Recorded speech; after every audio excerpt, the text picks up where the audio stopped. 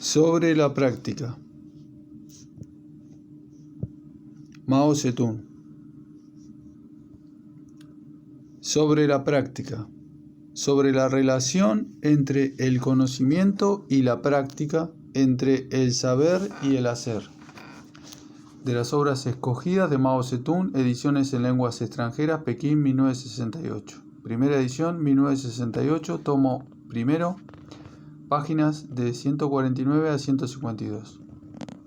Digitalizado y preparado para el Internet por el Movimiento Popular Perú de Alemania. 1993. Esta edición, Marxist Internet Archive, mayo del 2001. En nuestro partido había cierto número de camaradas dogmáticos que durante largo tiempo rechazaron la experiencia de la Revolución China, negaron la verdad de que el marxismo no es un dogma, sino una guía para la acción, y trataron de intimidar a la gente con palabras y frases de las obras marxistas, sacadas mecánicamente fuera del contexto.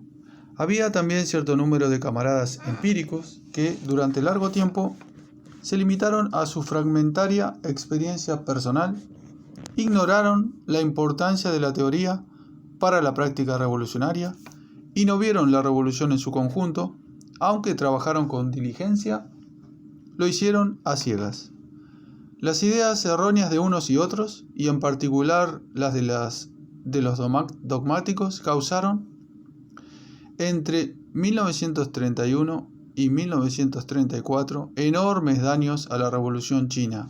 Además, los dogmáticos, disfrazados de marxistas, desorientaron a gran número de camaradas. El camarada Mao Zedong escribió sobre la práctica con el fin de denunciar, desde el punto de vista de la teoría marxista del conocimiento, los errores subjetivistas de dogmatismo y de empirismo en el partido, especialmente el de dogmatismo. Este trabajo se titula Sobre la práctica, porque pone énfasis en la denuncia del dogmatismo, variedad del subjetivismo que menosprecia la práctica. Las concepciones contenidas en este trabajo las expuso el camarada Mao Zedong en una serie de conferencias dadas en el Instituto Político y Militar Antijaponés de Henan. El materialismo premarxista examinaba el problema del conocimiento al margen de la naturaleza social del hombre y de su desarrollo histórico, y por eso era incapaz de comprender la dependencia del conocimiento respecto a la práctica social, es decir, la dependencia del conocimiento respecto a la producción y a la lucha de clases.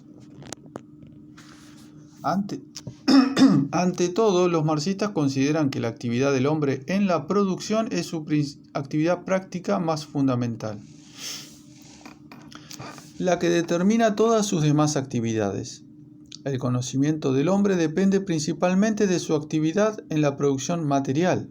En el curso de esta, el hombre va comprendiendo gradualmente los fenómenos, las propiedades y las leyes de la naturaleza, así como las relaciones entre él mismo y la naturaleza. Y también a través de su actividad en la producción, va conociendo paulatinamente y en diverso grado determinadas relaciones existentes entre los hombres.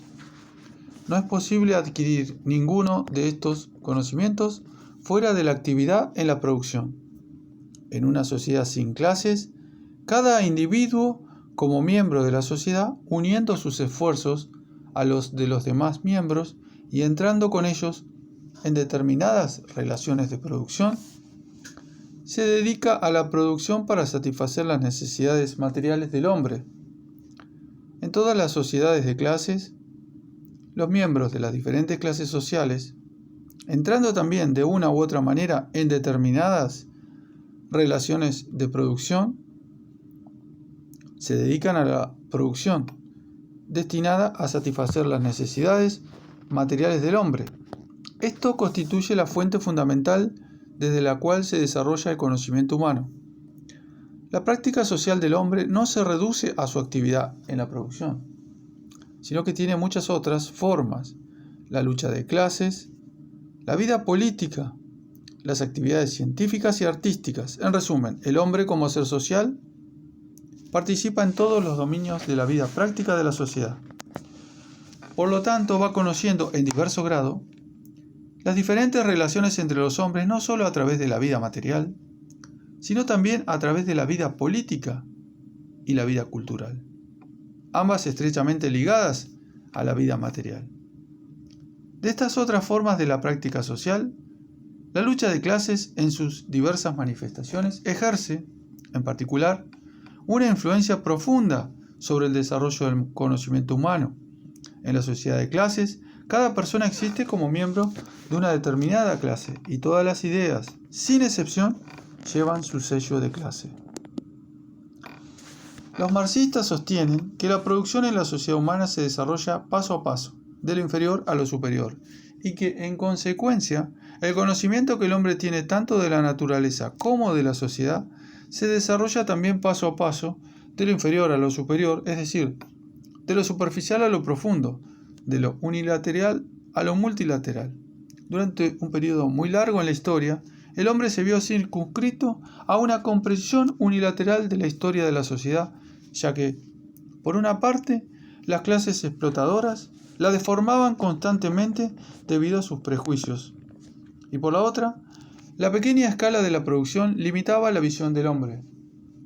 Solo cuando surgió el proletariado moderno, junto con gigantescas fuerzas productivas, la gran industria, pudo el hombre alcanzar una comprensión global e histórica del desarrollo de la sociedad y transformar este conocimiento en una ciencia, la ciencia del marxismo.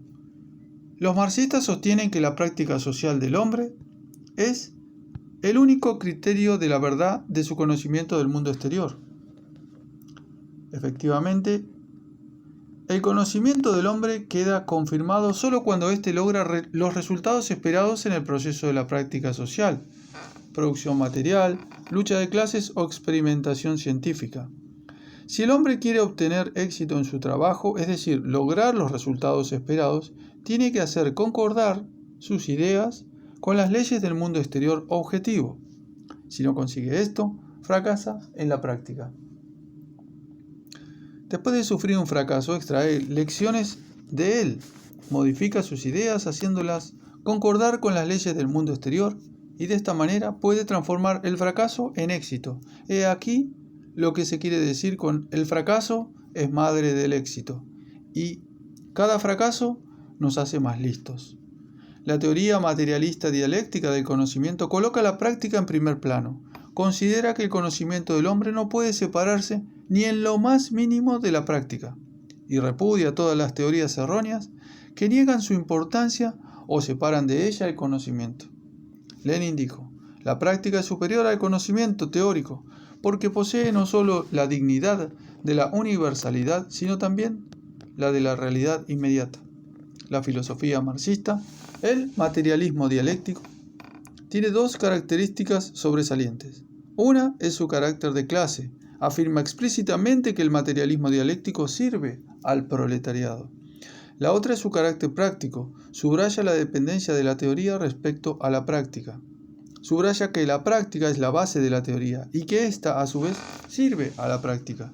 El que sea verdad o no un conocimiento o teoría no se determina mediante una apreciación subjetiva, sino mediante los resultados objetivos de la práctica social. El criterio de la verdad no puede ser otro que la práctica social.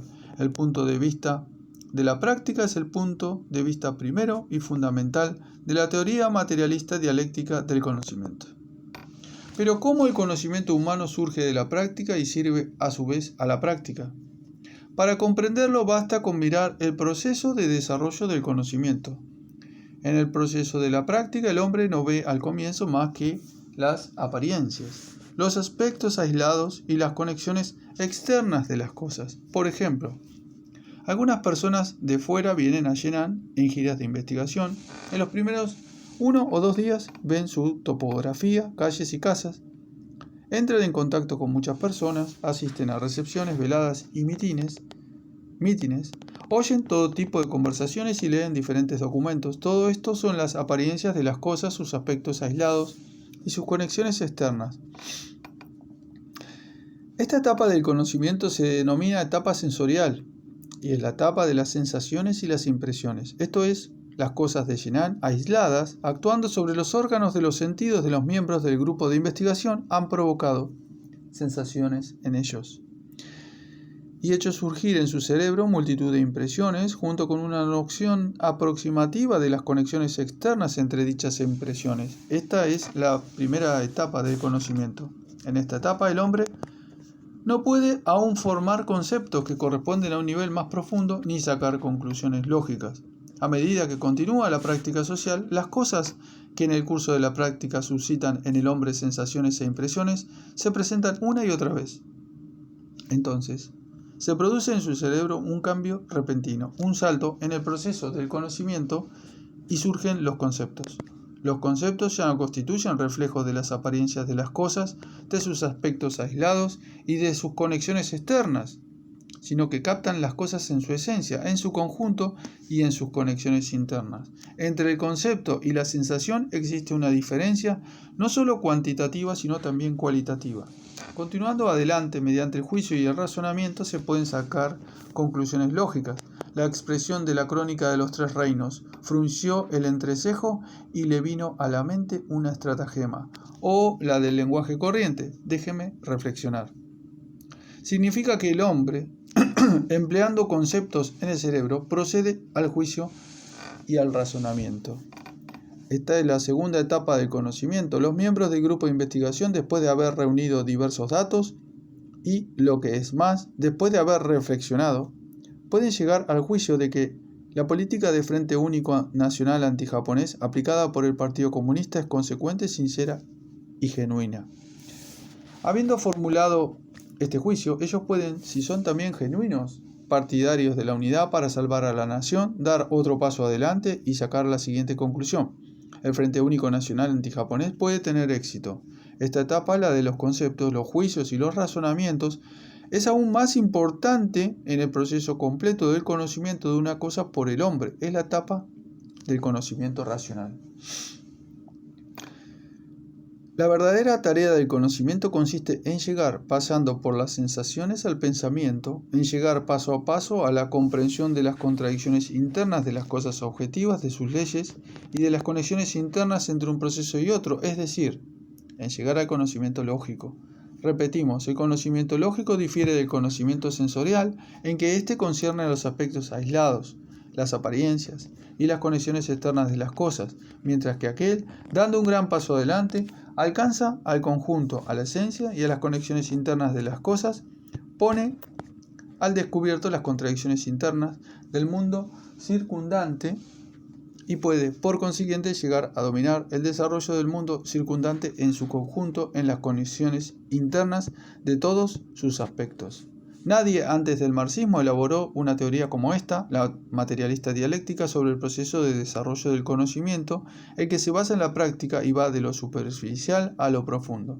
Es el materialismo marxista el primero en resolver correctamente este problema, poniendo en evidencia de manera materialista y dialéctica el movimiento de profundización del conocimiento, movimiento por el cual el hombre, como ser social, pasa del conocimiento sensorial al conocimiento lógico en su compleja y constantemente repetida práctica de la producción y de la lucha de clases.